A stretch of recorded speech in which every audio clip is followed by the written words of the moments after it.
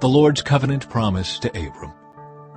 Some time later, the Lord spoke to Abram in a vision and said to him, "Do not be afraid, Abram, for I will protect you and your reward will be great."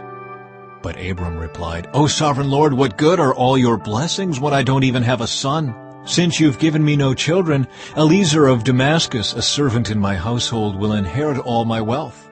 You have given me no descendants of my own, so one of my servants will be my heir." Then the Lord said to him, "No, your servant will not be your heir, for you will have a son of your own who will be your heir." Then the Lord took Abram outside and said to him, "Look up into the sky and count the stars, if you can.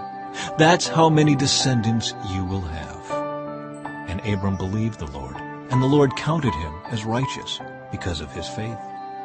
Then the Lord told him, "I am the Lord who brought you out of Ur of the Chaldeans, to give you this land as your possession."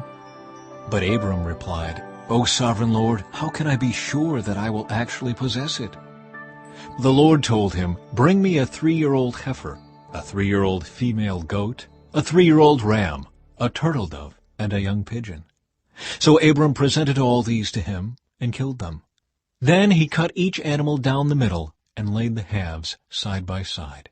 He did not, however, cut the birds in half. Some vultures swooped down to eat the carcasses, but Abram chased them away. As the sun was going down, Abram fell into a deep sleep, and a terrifying darkness came down over him. Then the Lord said to Abram, "You can be sure that your descendants will be strangers in a foreign land, where they will be oppressed as slaves for 400 years, but I will punish the nation that enslaves them, and in the end they will come away with great wealth. As for you, you will die in peace and be buried at a ripe old age.